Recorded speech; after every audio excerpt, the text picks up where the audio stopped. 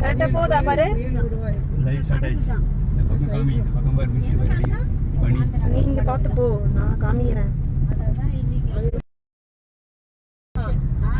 நீங்க சாமி வேணா அப்புறம் கூட பாத்துக்கலாம், நீ கிளம்பி வந்துருங்க அப்படின்னு.